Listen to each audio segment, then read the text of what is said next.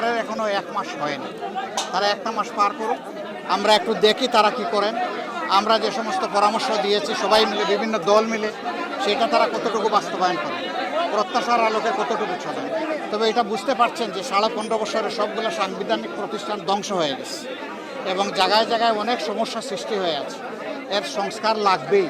এই সংস্কার না করে যদি একটা ইলেকশন দেওয়া হয়, এটা অর্থবহ ইলেকশন হবে না। এই জন্য তাদেরকে যৌক্তিক সময়টা আমরা দিতে চাই, কিন্তু এটা আবার দীর্ঘ হোক সেটাও আমরা চাই না। এই জন্য আমরা শব্দটা ব্যবহার করছি যৌক্তিক। সেই সময়টা কত হতে পারে এটা ইনশাল্লাহ আমরা সামনে বলবো, আমরা সব দিক দেখেই এই কথাটা বলবো।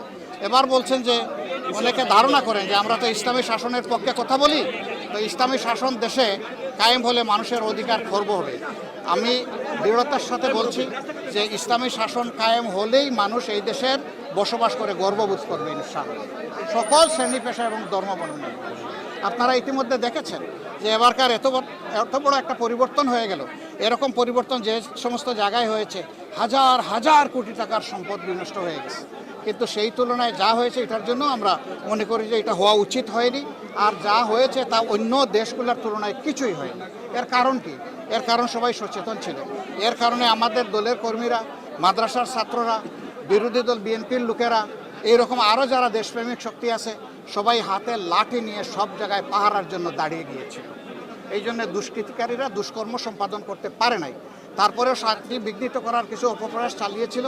আলহামদুলিল্লাহ আপনাদের সবার জনগণের সম্মিলিত প্রচেষ্টায় সেটাও ভেসে গেছে। তবে হ্যাঁ, এটা ঠিক, ষড়যন্ত্র হয়তো বা থামবে না, কিন্তু ষড়যন্ত্র যে দিক থেকে আসুক, ষড়যন্ত্রকারীদের এটা মনে করতে হবে যে দেশের মানুষ এখন কিন্তু ঘুমিয়ে নেই, এখন জাগিয়ে আছে। সংবিধানের কিছু জায়গায় তো পরিবর্তন লাগবে ভাই। আমরা যারা এখন বিরোধী দলে আছি, আমরা 15.5 বছর ধরে বলতে আসছি এই আইন ব্ল্যাক, এই কালো আইন, কালো কানুন, এটা বদলাতে হবে। এখন দেখা যাবে অতীতের অভিজ্ঞতা বলছে যে দলীয় সরকার যখন ক্ষমতায় যায় তখন গড়িমসি করে, এগুলো বদলাতে চায় না। আমরা চাই যে এই সরকারের হাতেই সব জঞ্জাল পরিষ্কার হয়ে যায়, যা দরকার, যতটুকু দরকার একটা সুন্দর সভ্য দেশ গড়ার জন্য আর একটা অর্থবহ গণতান্ত্রিক পদ্ধতি চালু করার জন্য যা দরকার সব করা হোক। আমরা 2 জায়গায় মেসেজ দিয়েছি বা 3 জায়গায় বলতে পারেন। আমরা জাতির কাছে আহ্বান জানিয়েছি যে এই ধরনের অপকর্ম কেউ যেন না করে, এটাকে আমরা অপকর্ম বলবো। 10 জন দোষীর সাথে একজন নির্দোষ মানুষকেও যদি ইচ্ছাকৃতভাবে হ্যারাস করার জন্য আসামি করা হয়, পুরাটাই দোষী আমরা বলব। আমরা বলেছি এই কাজ কেউ করবে না। আলহামদুলিল্লাহ আমাদের সংগঠনের মামলাগুলো আমরা বলে দিয়েছি যে আমরা সবচেয়ে বড় নির্যাতিত দল, কিন্তু এর মানে এই নয় যে যারে তারে আমরা মামলার আসামি বানাবো।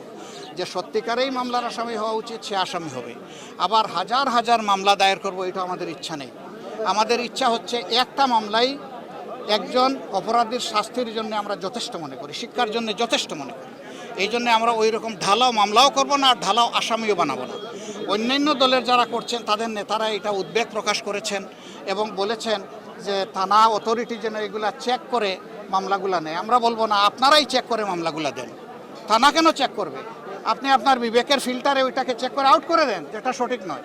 যেটা সঠিক সেটাকে রাখেন, তাইলে ন্যায় বিচার পাওয়াটা আমরা আশা করতে পারি। আর যদি অপরাধী লোকের সাথে নিরপরাধ লোককেও আমরা জুড়ে দেই, তাহলে ন্যায় বিচারই তো বেঁচতে যাবে। ওই নিরপরাধ লোকটাই যখন বলবে যে আমি সৌদি আরবে ছিলাম অথবা আমার বাবা কবরে আছে, তাকেও আসামি বানানো হয়েছে, এরকম যখন ধরা পড়বে গোটা মামলাই কিন্তু ফার্সিক্যাল মামলা হয়ে যাবে। আমরা ওইটা চাই না। তাদের নেতৃত্ব পরিবর্তন করলে শুধু হবে না, তাদের চিন্তাধারার পরিবর্তন আসতে হবে, তাদের আচরণের পরিবর্তন আসতে হবে। তারা এদেশের মানুষ, রাজনীতি করার অধিকার সকলের আছে। আমাদের কেড়ে নেওয়া যেমন অন্যায় ছিল, আমরাও আরেকজনের কেড়ে নেওয়ার অধিকার, এটা আমরা এভাবে বলি না।